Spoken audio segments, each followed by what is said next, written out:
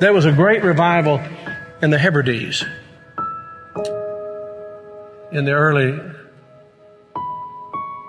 1900s.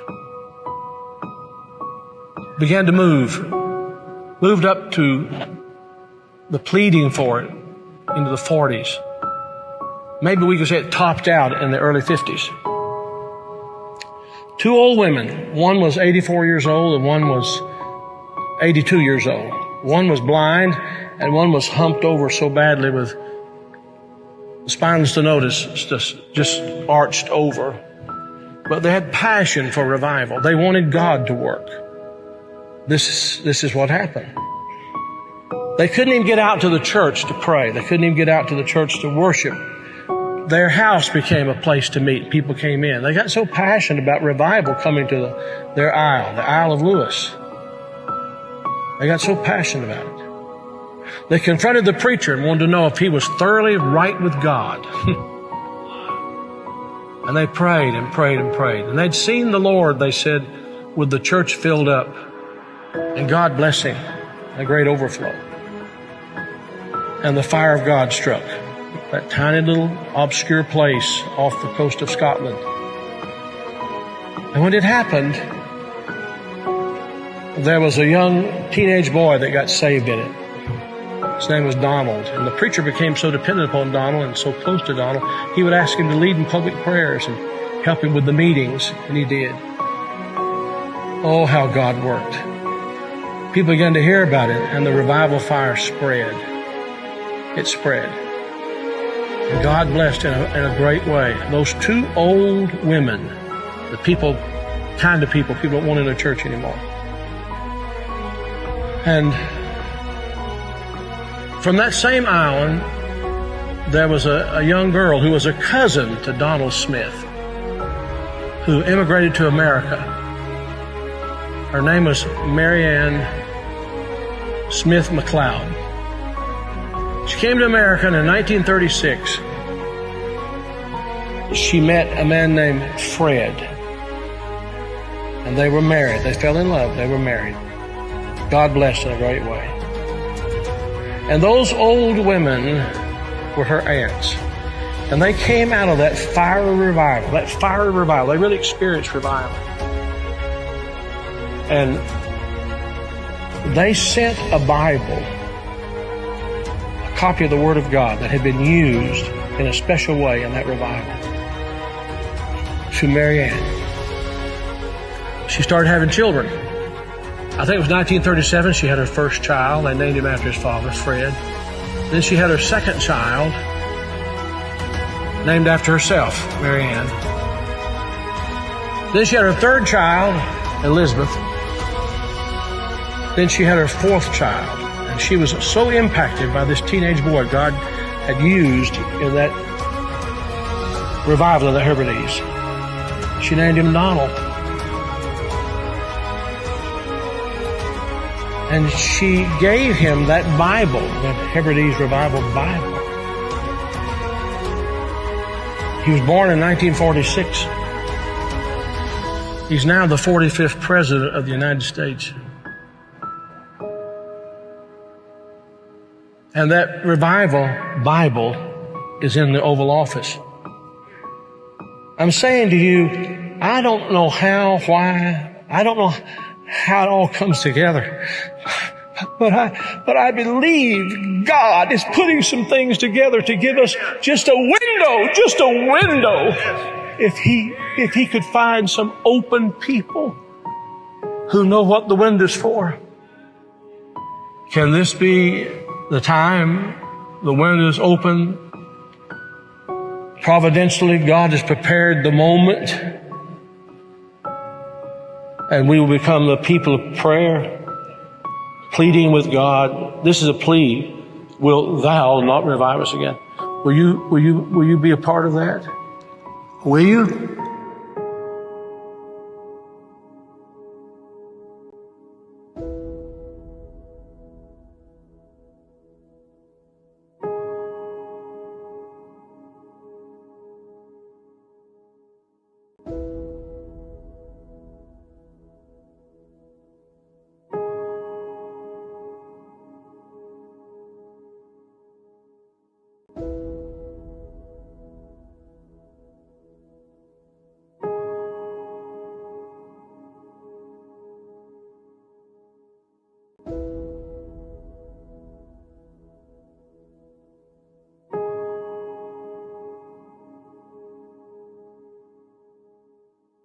Muchos me preguntan, ¿por qué defiendo a capa y espada al señor Donald Trump?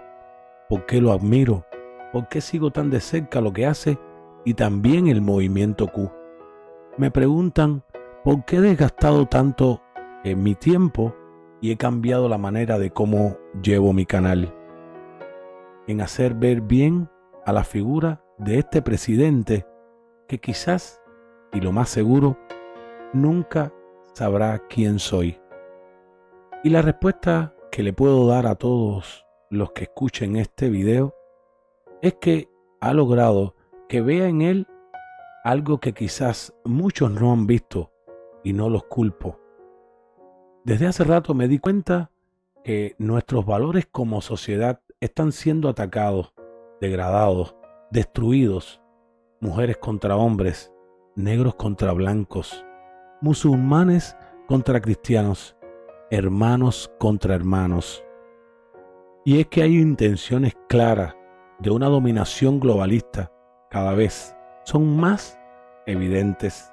Ellos quieren destruir los valores de nuestras naciones para imponer sus agendas neomarxistas en todo el mundo.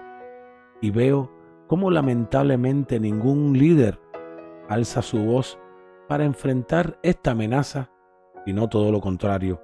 La mayoría ha sido cómplice de estos planes. Entregan a nuestros pueblos sean consumidos y destruidos. Por esa razón, alzo mi voz hoy para llamar a todo el que me escuche, a todo el que de una manera u otra me estime. Miremos más allá de lo que hemos visto hasta hoy. No trato de convencer a nadie, solo trato de que vean quizás lo que yo vi. Looking at this cover, the very first thing that pops out is the Tiffany blue George on top. The color Tiffany blue has come to be a very important piece of this puzzle. For those of you who don't know, let me fill you in. On Donald Trump's inauguration day, Melania was wearing a beautiful Tiffany blue dress. She walked up to the Obamas and she handed them a Tiffany blue box, similar to this one. The significance of this Tiffany blue box is that when JFK Jr. died in his plane crash, he and Carolyn Bessette's bodies were put in Tiffany blue boxes and scattered at sea on July 22nd, 1999. In John Kennedy Jr.'s inaugural issue of George magazine, right next to the features page, features a Tiffany blue box. And Tiffany blue writing, I might add. Nosotros, y bueno, por supuesto, le estamos dando esta primera iniciativa de información. ¿Por qué? Porque hemos estado por mucho tiempo hablando del Tiffany Blue. El Tiffany Blue es algo muy asociado a JFK Jr., muy asociado a su padre, muy asociado a él. Es un color característico, un color interesante, un color que utilizó Melania el día de la inauguración de Donald Trump como presidente, que utilizaron en la caja de regalo que le entregan a los Obama, pero que también, si ustedes lo recuerdan, este es el nuevo Force One que tiene Donald Trump, pero el Force One anterior estaba pintado de blanco y azul, que es el que utiliza ahora el señor Biden. Curiosamente, Biden utiliza el mismo color que pintó el presidente Donald Trump cuando tomó el poder. Pero ¿quién es el presidente Donald Trump realmente? Y vamos a hacer un pequeño estudio interesante sobre esto. Tenemos estas dos simbologías que ustedes tienen aquí. Una bandera y un sello o un escudo de armas. Miren ustedes esto. Vamos a ver qué cosa significa esto. Y es muy curioso todo lo que bordea al presidente Donald Trump. Tenemos esta foto que está arribita, vamos a verla. Esto es una foto, señores, una fotografía de una mujer muy curiosa. Esta mujer que está aquí, que ustedes están viendo aquí, es la que mandó a construir Mar-a-Lago, la villa donde el presidente Donald Trump ha creado su sede de Casa Blanca. Se dice que ella fue también embajadora de Stalin y Miss Post, que es esta mujer, embajadora de Stalin y de la Unión Soviética. La organización Trump se hizo del poder del logo del esposo de ella y lo usó, que él hizo en la guerra civil, y lo ha puesto precisamente en su campo de golf y en Mar-a-Lago este sello. Curioso ese tema, te cuento. Eso es lo que dicen. que él lo utilizó. Vamos a ver esta historia. Marjorie Mayweather Post, la heredera filantrópica que construyó Mar-a-Lago. Un momentico. Vamos a agrandarlo un poquitito. Y ustedes van a ver qué interesante todo esto. Es difícil imaginar la enrarecida vida de la heredera de los cereales Post, porque da la casualidad que la mujer que mandó a construir esto, Mar-a-Lago, es la heredera del creador de los cereales Post. Ustedes van ahora al supermercado y se van a encontrar Kellogg's Post, que es otro cereal. Pero si bien es cierto que era dada la extravagancia, su filantropía ha tenido un impacto más duradero. Hoy en día, a Marjorie Mayweather Post se le recuerda principalmente como la constructora de Mar-a-Lago. Esa histórica propiedad, el hogar actual del presidente Donald Trump, es solo un símbolo de la vida de cuentos de hadas de Marjorie. La heredera de los cereales para el desayuno fue una de las mujeres más ricas y admiradas de los Estados Unidos del siglo XX, celebrada por su belleza, sus colecciones de arte y sus donaciones filantrópicas a organizaciones benéficas, organizaciones sin fines de lucros y personas necesitadas. Los orígenes de Marjorie fueron humildes, nacida el 15 de marzo de 1884 en Springfield, Illinois, hija de Charles William Post y Ella Leticia Mayweather. Marjorie pasó su infancia en una granja de Battle Creek, Michigan. Para entonces, su padre emprendedor, conocido como C.W., se había convertido a la ciencia cristiana después de una larga enfermedad. En consecuencia, creía que el pensamiento positivo y los alimentos saludables eran claves para el bienestar. Estamos totalmente de acuerdo con eso. Como consideraba que el café no era saludable, creó una bebida sin cafeína hecha de salvado de trigo tostado y melaza, a la que llamó Poston. De niña, Marjorie recordaba haber ayudado a su padre a pegar etiquetas en los frascos de su bebida experimental. C.W. comenzó a publicitar sus otros alimentos de origen vegetal, Grape Nut en 1897 y Postos en 1904, en periódicos y revistas a principios de siglo. Las ventas se acercaban al $1.000.000. Durante la juventud de Marjorie, las mujeres aún no podían votar, pero C.W. decidió que su hija debía entender su negocio. Con eso en mente, le enseñó a equilibrar un presupuesto y insistió en que asistiera a las reuniones de la junta directiva y la llevó a viajes de negocios por todo el país. Ansioso porque se convirtiera en parte de la Sociedad del Este, la inscribió en el selecto seminario Mount Vernon para mujeres jóvenes de Washington, D.C. Para entonces, Marjorie ya era increíblemente rica por derecho propio. Cuando era niña, C.W. le había regalado acciones de Poston que valían $3 millones cuando tenía 16 años. A pesar de la riqueza de su hija, a C.W. le preocupaba que gastara demasiado en ropa. En 1904, cuando Marjorie insistió en comprar pieles nuevas, él le escribió: «Tienes más del doble de ropa, zapatos y cosas que cualquier chica, por rica que sea, debería tener a los 17 años. Ahora, haz algunas de las pieles que tienes y no encargues más vestidos o ropa antes de volver. Papá quiere que seas sensata, así que ve despacio». C.W. hizo entonces algo que Marjorie consideró aún menos sensato, cuando se divorció de su madre Ella y se casó con su secretaria y compañera de medio tiempo de Marjorie, Leila John. Un año después, Marjorie, de 18 años, anunció que tenía intenciones de casarse con Edward Close, un joven abogado de Greenwich, Connecticut.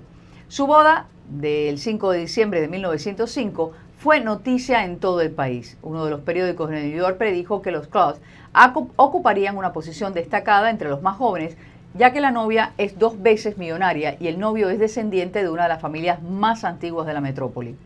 Como regalo de boda, C.W. les entregó a los recién casados un gran cheque y les construyó una casa de 11 habitaciones en Greenwich, llamada The Boulder. Al principio todo parecía ir bien, ya que Marjorie y Ed se casaron y en 1908 nació su hija Adelaide. En 1909, Eleanor, pero las tensiones ya empañaban el matrimonio. Ed desaprobaba la creencia de Marjorie en la ciencia cristiana y desdeñaba su afición por el estilo de vida lujoso.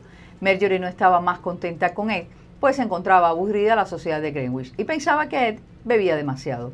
Para entonces también C.W. se dio cuenta de que a pesar de sus esperanzas, Ed no tenía ningún interés real en dirigir la Poston Cereal Company. Pero qué foto más bonita es. Sí, ella con las 2 criaturas.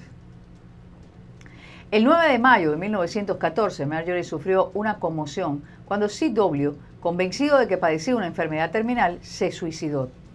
Goodlett, la heredera de 27 años, asistió a los rituales funerarios, pero nunca superó la muerte de su padre.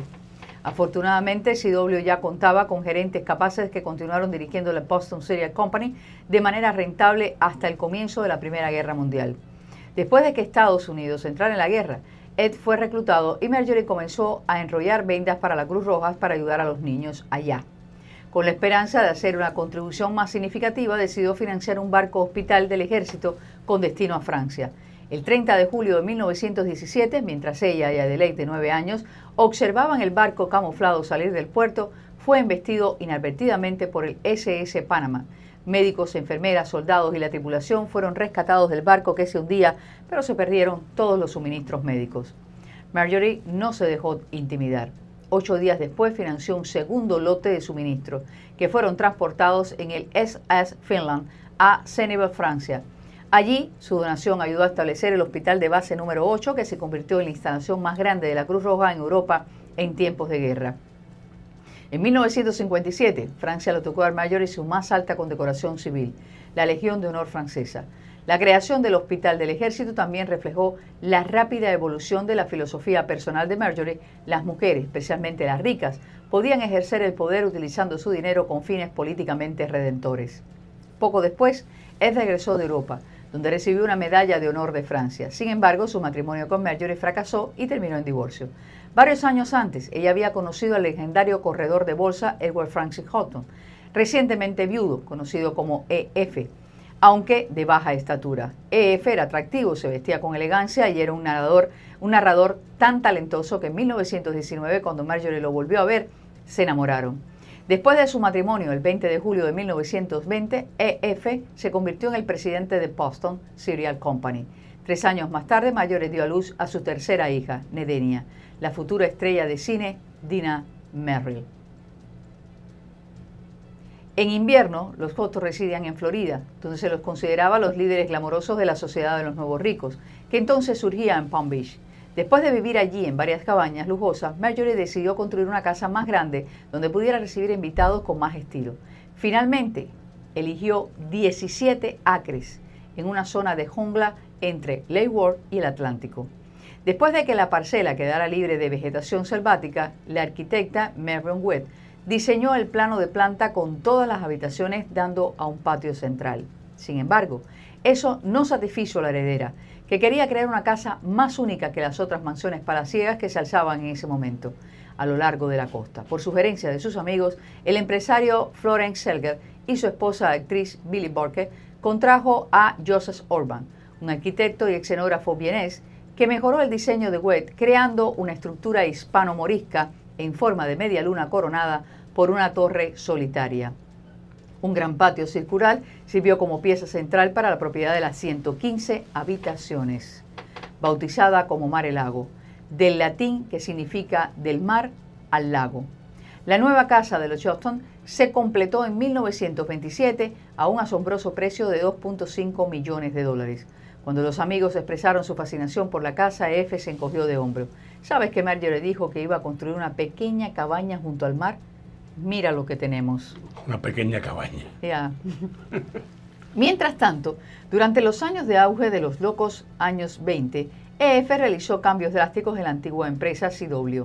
En 1923 trasladó la sede de la Boston Cereal Company de Battle Creek a Manhattan y comenzó a diversificar sus productos. Entre las empresas que adquirió se encontraba Jello, Swandown, K-Flour, Minas Tapioca y Baker Chocolate y Log Cabin Maple Syrup para reflejar esa expansión.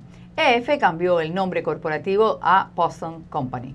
A pesar de que Marjorie recordara la desaprobación de su padre hacia el café, EF añadió un competidor, Sanka, aunque más desconcertante fue la adquisición por parte de EF de Maxwell House Coffee en 1927, ya que ella había sido criada con la idea de que el café era como tomar droga. Unos meses después, Marjorie hizo su propia contribución a la Boston Company. Un día, mientras ella y F navegaban en su yate hacia Gloucester, Massachusetts, su cocinero le sirvió un delicioso ganso asado. Cuando ella preguntó dónde lo había comprado, el cocinero le dijo que provenía de una empresa de alimentos congelados propiedad de Clarence Bird Aid.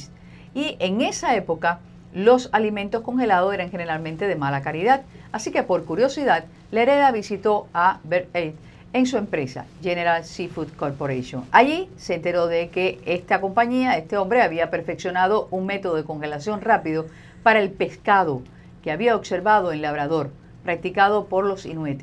Los recuerdos de las horas que que Ella pasaba enlatando alimentos en la granja de Better Creek, inundaron a Marjorie, convenciéndola de que los alimentos congelados de Bird Aid serían un producto bienvenido para la Boston Company.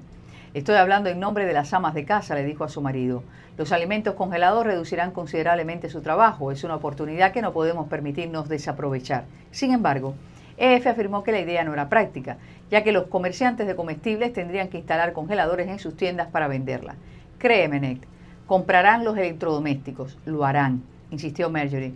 Pasaron los meses mientras EF seguía ignorando las súplicas de su esposa. Finalmente, en 1929, aceptó comprar Bird Aid y General Seafood Corporation, a pesar de que el precio casi se había duplicado hasta los $22 millones. Después de la venta en julio de 1929, el nombre Boston Company parecía inadecuado, por lo que EF lo cambió en la Bolsa de Valores de New York a General Food Corporation. 4 meses después, en octubre, la bolsa se desplomó. Para entonces, el alto coste de la construcción de Mar-a-Lago y los desacuerdos sobre los alimentos congelados de Bird Aid ya habían tensado el matrimonio de los Houghton. Horrorizada por los inicios de la Gran Depresión, con el aumento del desempleo de millones de trabajadores, informes de hombres saltando de rascacielos y el auge de los Hooverville o ciudades de tiendas de campaña en las grandes ciudades, Marjorie se sintió tan angustiada que decidió ayudar. Entre sus esfuerzos estaba el patrocinio de un baile benéfico en el Madison Square Garden y el liderazgo de una campaña de donaciones del Comité de Ayuda de Emergencia para Mujeres del Ejército de Salvación. También se paró en la hora punta en la esquina de Park Avenue y la calle 46 para recaudar dinero de los trabajadores que regresaban a casa para el Comité de Ayuda al Desempleo de Gibson. La heredera también puso sus joyas en una caja fuerte y utilizó el dinero ahorrado del seguro para crear las cantinas Marjorie Post Houghton para mujeres y niños. Sin embargo, EF no le daba mucha importancia a sus actos de caridad. Desaprobó las iniciativas de ayuda de Roosevelt e incluso criticó al presidente en su ensayo en el Detroit Free Press por adoptar como propio el grito de guerra de agitación popular de exprimir a los ricos. Marjorie estaba horrorizada. Eso, combinado con su descubrimiento de que su marido se acostaba con su criada francesa, finalmente puso fin al matrimonio.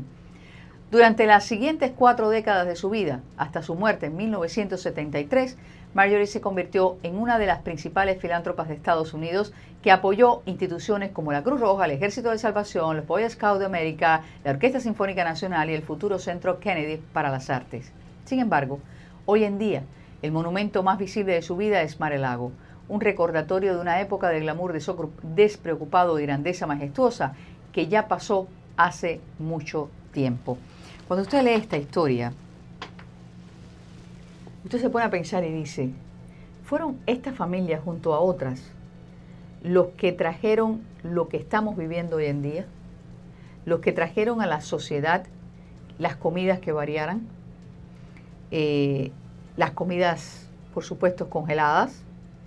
Los que trajeron a la sociedad nuestra que la gente empezara a comprar refrigeradores más grandes y cocinas más pequeñas porque iba a cocinar menos y a refrigerar más comida. Por alguna casualidad, bajo toda esta nebulosa hermosa de historia de superproducción que tenemos aquí, esta mujer, así porque sí, se dedicaba a la Cruz Roja, al Ejército de Salvación y a todas estas cosas. Cuando a uno se le abre la mente, ya uno empieza a averiguar qué hay detrás de todas estas historias. Pero vamos a seguir adelante para que ustedes también compartan con nosotros. Marjorie no se dejó disuadir. 8 días después financió un segundo conjunto de suministros que ayudó a establecer el Hospital Base número 8, que se convirtió en el centro de la Cruz Roja más grande en Europa en tiempos de guerra. En 1957, Francia entregó a Marjorie su más alto galardón civil, la Legión de Honor francesa. Poco después, él regresó de Europa, donde recibió una medalla de honor de Francia. Sin embargo, su matrimonio con Marjorie fracasó y terminó en divorcio. Varios años antes le habían presentado, y dice más abajo, al legendario corredor de bolsas recién enviudado, Edward Franklin Huntington, conocido como EF. Sí, eso es un Y pequeño 3 resumen de años lo más que tarde, sí, yo sé, Marjorie dio a luz a su tercera hija Nedenia, la futura estrella de cine Dinah Merrill. Si ustedes en este resumen, que está marcado aquí con rojito, que lo acabamos de leer ahora, ustedes no ven de alguna manera que hay detalles precisos que se repiten en casi todas las personas que han tenido grandes negocios. Y esto son filántropos, reciben medallas de honor, la más alta distinción de cualquier lugar, lo han recibido los Rothschild, los Rockefeller, lo han recibido toda esta gente, y ellos donan para hospitales, casualmente de la Cruz Roja, casualmente de todas estas organizaciones que de alguna manera u otra se hacen de dinero que recaudan de algún lugar. Davis nació en Watertown, Wisconsin, de padres galeses, Edward y Rachel Painter. Davis asistió a la Facultad de Derecho. Esto ya es otro tema, quiero sacarlo aquí porque ahora vamos a quedarnos con este personaje que tenemos aquí. Este es precisamente el padre de ella, o sea, la persona que creó la compañía de cereales. Ahora usted se pregunta, ¿cómo es posible, o sea, que de la nada un hombre comience a recibir dinero con unos pomitos que etiquetó, poniéndole las etiquetas en su casa y haciendo lo que por ahí dicen que había hecho, ¿no? Vamos a ver este que tenemos por aquí.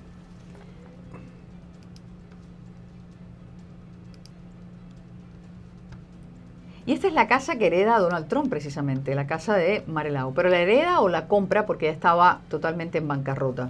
En mayo de 1943, Roosevelt envió a Davis en una segunda misión a Moscú. Estuvo ausente 27 días y viajó 41.000 kilómetros llevando una carta secreta del presidente de Stalin debido a la guerra que asolaba Europa. Davis no podía volar sobre Europa, por lo que voló de nuevo a Nueva York, a Brasil, a Dakar, Luxor, Egipto, Bagdad, Irak, Teherán, Irán. ¿Qué ustedes creen, señores? Stalingrado, Rusia y luego Moscú. Regresó a Estados Unidos vía Novosibirsk y Alaska. FDR quería discutir asuntos con Stalin uno a uno y consideró que sería más fácil organizar una reunión de este tipo a través de un amigo mutuo y de confianza. Davis, en la carta FDR, pedía una visita entre él y Stalin donde pudieran hablar sobre los asuntos sin restricciones. Solo incluirían un intérprete y un taquígrafo. El primer ministro Churchill y el ministro de Asuntos Exteriores, Eden, se había reunido a menudo con Stalin y Molotov. FDR y el secretario Hall no lo habían hecho. Stalin accedió a una reunión con Fairbanks, Alaska, el 15 de julio del 15 de agosto. Pidió que Davis le recalcara a FDR que Hitler estaba concentrando su ejército para una campaña total y que necesitaban más de todo a través del préstamo y arrendamiento. Davis se sorprendió al encontrar la misma hostilidad y lo que él consideraba prejuicios en el cuerpo diplomático estadounidense en Moscú. Después dice más adelante, después de la Segunda Guerra Mundial, los Davis se entregaron en Washington, D.C., llamado así por el pueblo galés, donde nació el padre de Davis, donde se entretenían mucho.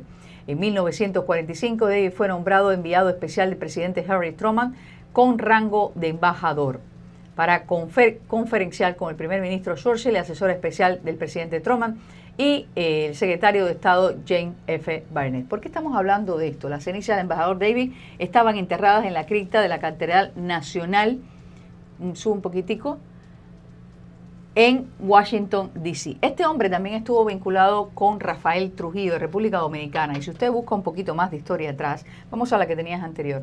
Si uno busca un poquitico de historia, esta misma, CD Plus. Uno busca un poquitico atrás, se da cuenta inmediatamente de que precisamente Trujillo estuvo vinculado con Fidel en lo referente a el Granma y todo lo que armó después, todo esto que después llegó al 59. Estamos hablando de una familia que tiene una mujer que crea Mar-a-Lago y que esta mujer trabajó para los Stalin. Estamos hablando de esta gente, que es este embajador Davis, que al mismo tiempo, después de hacer todas estas carreras y hablar con Stalin y Churchill y todo el mundo, también, por alguna razón X, también tiene y se encuentra con Trujillo. Trujillo, la misma gente que tenemos en Cuba. Fíjense ustedes cómo todo se relaciona. C.W. Post, que era el creador de Post y el padre de la creadora de Mar-a-Lago, vuelve a dirigir aquí para conocer el antiguo campus CW Post de la Universidad de Long Island. Resulta que este hombre, que había ido por los cereales, que después la compañía se convirtió con el yerno, el primero y el segundo yerno se convierten en algo más grande, este hombre no solo se conforma con los cereales para crear una manera de comer diferente, sino que crea una universidad. Y ahí nos empezamos nosotros que hemos quedado dar vuelta a la cabeza. Charles William Post, 26 de octubre de 1854, 9 de mayo de 1914, fue un innovador estadounidense, fabricante de alimentos y cereales para el desayuno y pionero en la industria de alimentos preparados. Fue el fundador de lo que es hoy Post Consumer Brand. Y Post, comúnmente conocido como CW, nació el 26 de octubre de 1854 en Springfield, Illinois, hijo de Charles Rollin Post. Ahora, porque la historia es así de rara a veces y uno tiene que conformarla. ¿Por qué fue de esta manera? Este señor desde 1800 está creando alimentos. Porque tú tienes que crear alimentos, tú tienes un árbol, tienes una matica, tienes una vaquita. ¿Para qué tú creas alimentos? Crea alimentos, aparentemente sale de la nada, y de repente se convierte en algo más grande. Y de repente tiene una hija. Y de repente esta hija, cuando se hace mayor, pues tiene una industria a la cual le empieza a poner ya no solo lo que el padre había creado, sino los productos congelados. Y, por supuesto, el padre crea una universidad también. Y ella es de obras filantrópicas. A finales de 1913, la salud de Post, que es un enfermo crónico, se deterioró hasta el punto de cancelar sus apariciones públicas. A principios de marzo de 1914 se creía que padecía apendicitis y lo llevaron rápidamente en un tren sin escala desde California a la clínica Mayo, clínica que todos conocemos, en Rochester, Minnesota, para ser operado por los doctores William y Charles Mayo, considerados los cirujanos más destacados del país en ese momento. Los hermanos Mayo operaron con éxito a Post en algún momento entre el 5 y el 10 de marzo de 1914, pero el dolor abdominal de Post persistió. ¿De qué lo operaron con éxito? Se siguió el dolor. Según el libro American Empress, The Life at the Time of the Marjorie Mayweather Post. Luego, Post regresó a su casa en Santa Bárbara, California, con un dolor de estómago persistente. El 9 de mayo de 1914, abatido por su persistente enfermedad estomacal y sus síntomas, Post se suicidó con un disparo autoinfligido. Tenía 59 años. Este era el padre de Mayweather, la que creó Mar-a-Lago, que a su misma vez desarrollaron entre todos ellos juntitos, desarrollaron la industria alimenticia de los Estados Unidos de alguna manera. Pero Mayweather era espía rusa de Stalin. Y Stalin. ¿Cómo llegó hasta ahí? ¿Y a Stalin quién lo estaba pagando? Para que creara la revolución rusa y fuera contra nada más y nada menos que contra el ejército blanco, contra los zares. Pero es que además Los de mismos esto, que sabemos nosotros hoy. pero es, fíjense cómo todo está relacionado, señores. Aquí no hay nada que esté fuera de lugar.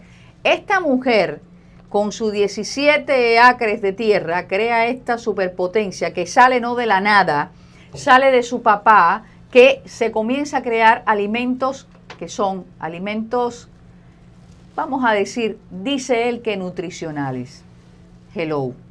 Y ella a su vez le incorpora más alimentos nutricionales a el desayuno, lo tan importante. ¿Qué es lo más importante en una alimentación cuando usted quiere introducirle un producto a alguien?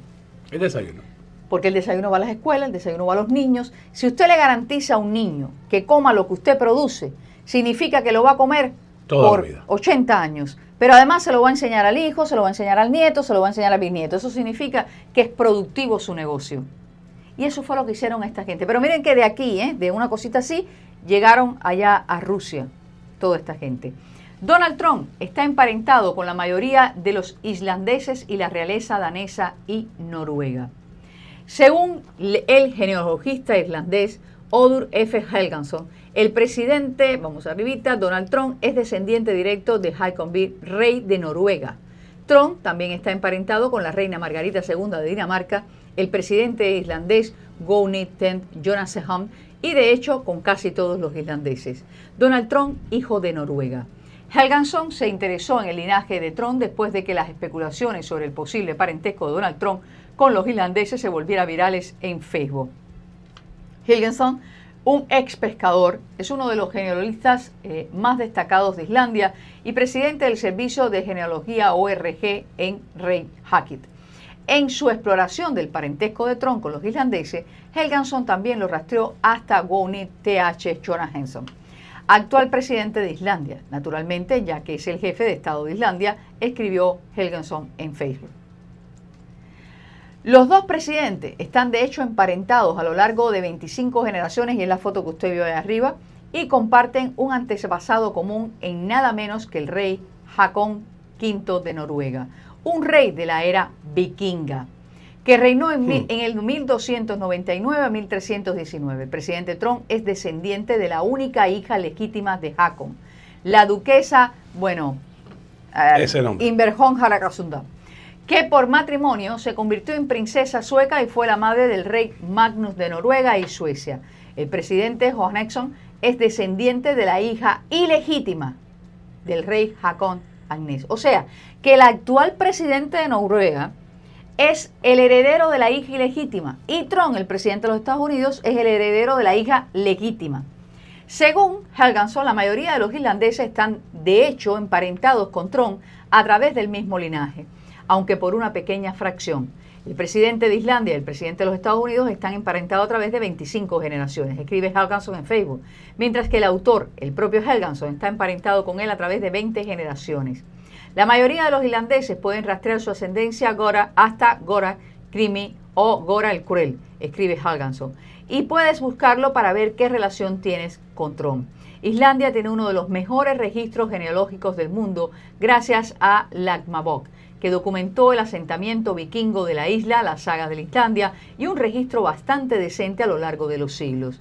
El aislamiento en el Atlántico Norte y una población relativamente pequeña también ha ayudado a mantener las cosas simples.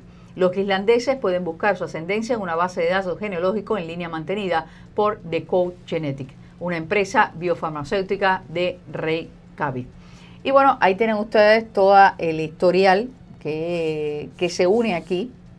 Cómo es de la hija legítima, el otro de la hija ilegítima. El árbol genealógico. Aquí está toda la historia de toda su genealogía. O sea que hay un rey detrás de Donald Trump. Sí, y él es el descendiente legítimo del reinado. Pero seguimos más abajo. Trond es descendiente del rey Cristian I de Dinamarca, Noruega y Suecia. Trond también puede rastrear su ascendencia hasta la realeza escocesa. Cristian I de Dinamarca fue el padre de la reina Margarita de Escocia, la esposa del rey Jacobo IV de Escocia. Su hijo, el rey Jacobo IV de Escocia, también es el antepasado de Trond. Los antepasados reales británicos de Trond han sido reportados anteriormente, y Trond y su oponente demócrata Hillary Clinton están relacionados a través de un antepasado común, Juan de Gante, hijo del rey Eduardo III. Ahí está toda la genealogía. Vamos un poquito más a algo más que tenemos por ahí. Wow. Es interesante, ¿no? Todo lo que estamos descubriendo de una manera aquí. Y vamos acá. Las raíces escocés de Donald Trump. Del clan escocés.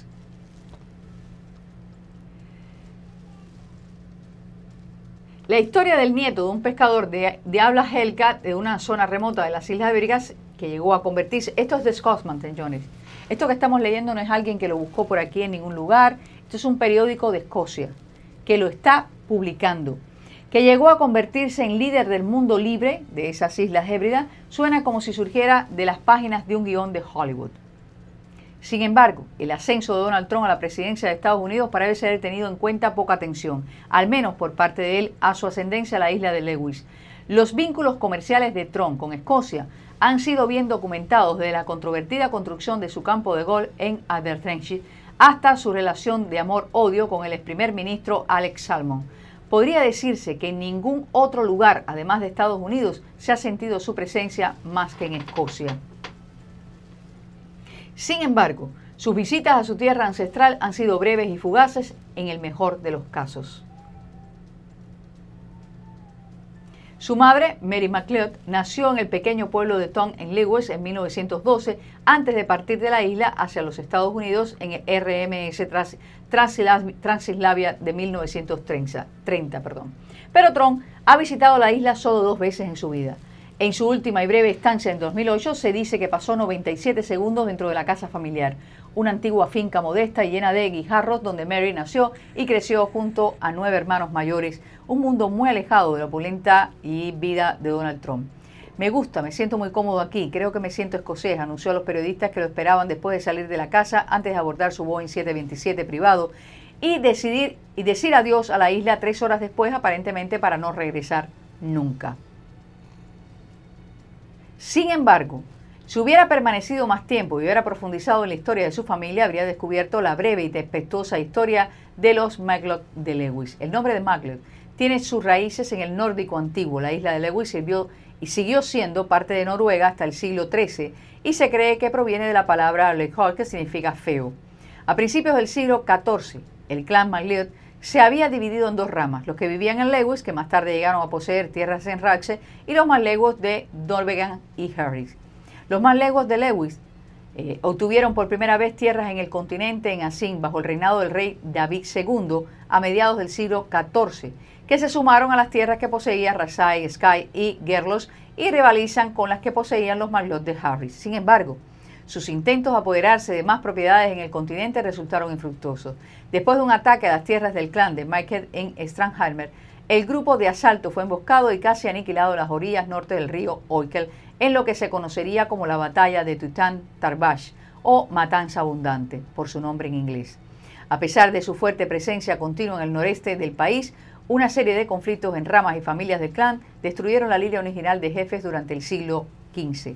El matrimonio del jefe del clan, Ruairiri, con la hija de John Mackenzie, a mediados del siglo XVI produjo un heredero, Thorkill Cornash. Pero el niño fue repudiado por Ruairiri en 1541 debido a un supuesto romance con el jefe Morrison de Lewis. Una sucesión de disputas en torno al ascenso al puesto del jefe del clan, que duraron hasta finales del siglo, finalmente dieron como resultado que los Mackenzie recibieran los títulos de propiedad de la tierra ancestral de Lewis en 1597. Y a pesar de un breve resurgimiento durante los levantamientos jacobitas del siglo XVIII, donde lucharon contra el gobierno británico, el clan sucumbió a las luchas internas que los consumieron más de un siglo antes. Cuando los MacLeods de Dobegan y Harris lucharon al lado del gobierno durante los levantamientos jacobitas, los Mackenzie eran dueños de Lewis y los MacLeod de allí lucharon juntos a ellos. Algunos de los MacLeod que vivían en Raxe y cuando la rama Lewis era dueña de las tierras, lucharon contra el gobierno. No era algo único que 2 ramas del mismo clan lucharan en bandos opuestos, pero los Harris MacLeod superaban en números a los Rice. En venganza por su supuesta traición, Norman llegó a las costas de Rasai. A finales de verano de 1746 comenzó una campaña de varios meses de quema, saqueo y pillaje de la isla, aterrorizando a la población de MacLeod. En total, casi 1000 animales, incluidos caballos, ovejas y vacas, fueron masacrados, mientras que 32 barcos fueron destruidos y 300 casas fueron arrasadas, lo que llevó a que Norman fuera conocido como el hombre malvado, hasta su muerte en 1772. Los primos hebridianos de Trump. Hasta el día de hoy, los primos de Trump permanecen en Lewis, en el pueblo donde nació su madre. Hablando desde la casa familiar en Tom, después de las elecciones estadounidenses, mi primo Alasdair Murray dijo: por supuesto que todos aquí estamos felices por él. Solo estamos esperando a que se asimile un poco. Y cuando usted lee todo esto, se da cuenta de que la línea de Donald Trump no es que salió de un... Y sobre todo es bastante antigua. Exacto, de un lugarcito. No. Y tiene sobre todo su familia una batalla bastante de cerca con los ingleses, por lo que ustedes han visto. Viene de una línea vikinga, una línea escocesa. Obviamente no se lleva muy bien con los ingleses, aparentemente. Aquí lo tienen ustedes al presidente Agnes Hakenautovich, y él por el otro lado. Los dos pertenecen de la misma línea del King Haakon V de Noruega. O sea, Noruega y Escocia. El tipo, ni te cuento de a dónde estamos llegando. Pero ¿Qué pasa con todo esto, señores? ¿Y por qué les contaba la historia de este Davis también a mitad del camino? ¿Por qué todo esto? Porque nos hemos dado cuenta nosotros de que Estados Unidos, fíjense bien, Estados Unidos estuvo vinculado desde sus inicios precisamente con los rusos. ¿Pero qué cosas son los rusos? No el ruso de la Federación Rusa de Stalin, sino los rusos que fueron los cosacos rojos, los que tuvieron en mente destruir nada más y nada menos que al César, a los zares rusos. ¿Y con qué objetivo? Con el único objetivo de ocupar sus tierras y de venganza. ¿Por qué? Porque los cosacos rojos estaban liderados y dirigidos por los cázaros, esa gente de las que siempre le hemos hablado. ¿Contra quiénes luchaban los vikingos? ¿Contra quiénes luchaban esta gente? Precisamente contra estos ingleses cázaros también. ¿Qué les quiero poner aquí sobre la mesa? Les quiero poner sobre la mesa una idea muy interesante. ¿Por qué quizás Donald Trump se apodera de Mar-a-Lago? Porque Mar-a-Lago significa la persona que estuvo involucrada y que ayudó a ese ejército ruso que logró destruir a el zar ruso. Eso tiene un significado. Y por otro lado, piensen bien en algo. Estamos hablando de un Donald Trump que aparentemente tiene alguna vinculación también con el lado de los zares rusos. ¿Por qué? Por su mujer, que hemos estado viendo hasta ahora. ¿Qué significa todo esto al final del camino? Se nos ha repetido en muchísimas ocasiones por diferentes canales que probablemente Donald Trump pase de ser el presidente de los Estados Unidos a ocupar un cargo un poco más alto. Si es el rey de Noruega, es descendiente de Escocia, tenemos Rusia, por supuesto tenemos Finlandia porque vienen juntos. Y refina su linaje con su esposa. Obvio, los dos. Estamos hablando, señores, de un poderío muy grande, de un poderío muy fuerte que hay ahí. Entonces, ¿por qué está él tratando de limpiar los Estados Unidos de alguna manera? Porque vive aquí, porque nació aquí, porque adora este país, porque además tiene el poder para hacerlo, porque sabe que de aquí salió la destrucción de Europa, de lo que había en Europa. ¿Y por qué? Porque somos el ejército de esa gran corporación que radica en Londres. Y saben también, desde aquí salió la idea de destruir al mundo. ¿Y cómo? Con esta gente creando esas empresas de alimento. Hasta los embajadores nuestros, señores, estuvieron dando vueltas por el mundo para apoyar el sistema comunista que nos ha destruido a todos. Entonces, por eso siempre le decimos, Doble rasero.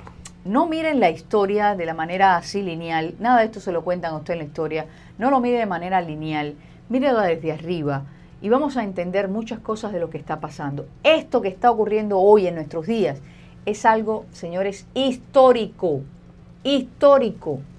créanme lo que sí. Miren ustedes la entrada de Donald Trump en la convención del Partido Republicano. We're going to talk with his son, Don Jr., in just a minute. We're going to talk with former Speaker of the House, Newt Gingrich. But we do know this. According to Secret Service Director Kimberly Cheadle, the roof had a slight slope. So she was saying it was unsafe for her agents. Now, we're going to play that later in the program today. Well, if it wasn't safe for the agents, she said, well, then we put them inside.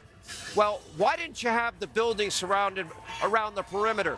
Why didn't you have marksmen watching out for the roof of that building just in case? I mean, that's insane. The Secret Service sniper team was on a nearby roof with an even steeper slope.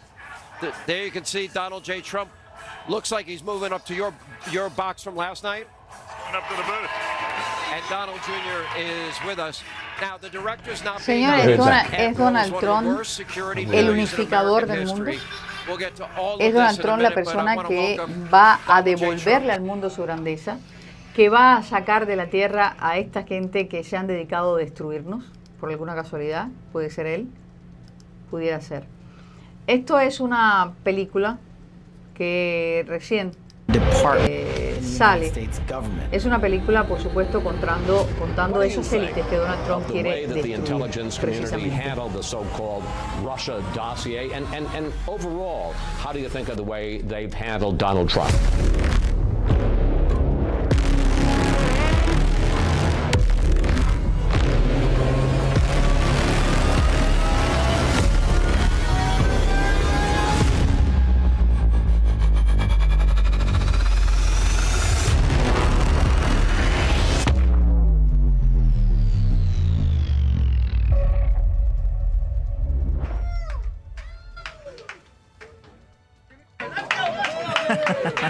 So you're live in the war room with Maureen Bannon, filling in for my dad, Stephen K. Bannon, and we just saw an amazing trailer for a new movie, Government Gangsters, and I'm here with Kash Patel.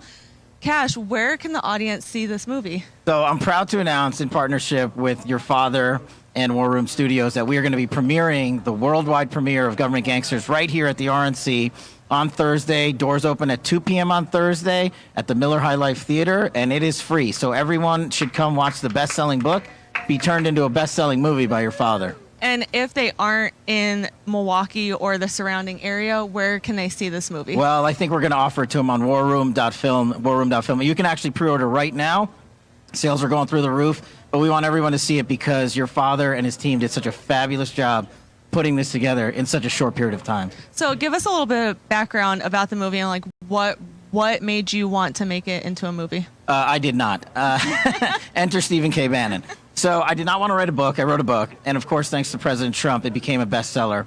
And the mission of the book was to expose the deep state and the people that were involved in the deep state and who they talked to in and outside of government. And then most importantly, offer solutions to how to fix it.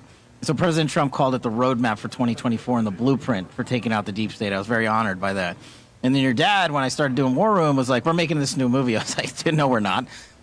He goes, just listen. Bueno, this is esta what es la we do. convención And he republicana. hired ¿Qué a se está brilliant diciendo team aquí? in Se Matt va Taylor a and Dan estrenar Fouet. este And these guys documental came que se in llama and Government captured. Gangster. ¿Quiénes son esta gente? Los nombres que le hemos estado mencionando todo este tiempo.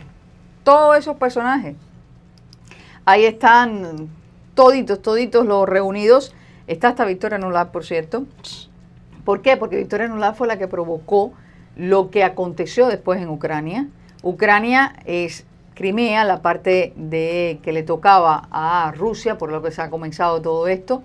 Pero es que Crimea es una zona muy importante, es un sitio importantísimo para Rusia. Por algo tanto empeño en Rusia en volver Obvio, a Crimea es un tenerla. lugar importantísimo y muy rico en muchas cosas. Crimea es históricamente importante.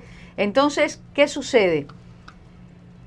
¿Por qué le hicimos el preámbulo de lo de Trump, Mar-a-Lago? O sea, ¿de dónde sale todo esto? ¿Por qué Donald Trump se apodera de Mar-a-Lago? Yo creo que la llegada de Donald Trump a Mar-a-Lago y hacerse dueño de Mar-a-Lago y convertir Mar-a-Lago la sede de la persona que precisamente está luchando contra las élites es simbólico. Porque ¿quién creó Mar-a-Lago? Sino alguien que es descendiente del que comenzó a crear la destrucción de este país. De esas élites que crearon la destrucción de este país. Ese señor, C.W. Bush, creó los cereales, crearon las comidas estas congeladas, le quitaron, ¿qué hicieron? Le quitaron al pueblo su alimentación, le quitaron al pueblo sus costumbres, le quitaron al pueblo lo que, como iban a seguir. Pero fíjate adelante. que comenzó con la idea de que, bueno, no tomes café porque es droga. Sí, y el cereal, vamos a hacerte un desayuno de algo que sea nutritivo. Pero Sí, el sí, desayuno sí. nutritivo, señores, es un par de huevos, un bacon y un vaso de leche con café, tómeselo y usted va a ver qué nutritivo es. Sin embargo, ellos te hicieron algo diferente. O sea, ¿qué hizo? Cuando Trump llegó a Mar-a-Lago es como si hubiese puesto la bandera. ¡Pum! Y dijo, de aquí hacia adelante voy. Y eso es histórico, señores, es histórico. Ustedes comenzaron la destrucción, yo les voy a traer la victoria aquí mismo, a la casa de donde ustedes comenzaron, a la casa de la familia Post, a la casa de los que comenzaron con comidas congeladas, con 20 refrigeradores, con no cocina, y claro, siempre con la parte humana, de vamos a donar para la Cruz Roja, vamos a donar para los niños, vamos a donar para... ¿Ustedes piensan que todo esto es nuevo, lo que le hemos hablado hasta ahora? No. La gente hace esas cosas malas con los niños desde hace muchísimo tiempo, señores. desde que estos malévolos llegaron a la humanidad, a compartir con la humanidad. Vamos a ver qué nos dice por aquí esto. Respond to Donald Trump getting shot. Say President Trump, my president. This is just a suggestion. This is just my opinion, bro. Because you have a lot of people out there that love you. And it's obvious that the CIA and all these alphabet agencies don't like you. They don't want nothing to do with you. They don't want to protect you. They don't want nothing. Go to the hood. Go get you about 30 to 40, maybe 50 of them ghetto ass excuse my French. I don't care if they white, black. And on the day before, you give them mugs a particular color to wear to protect you. I promise you, that won't ever happen again. Because as paranoid as the cats in the hood are, that dude would have never got up on that roof. I promise you. Don't let these people protect you because they didn't want you out there in office in the first place. So you know what? I'll be more than happy to stand up there for you. You dig? Just my opinion. God bless.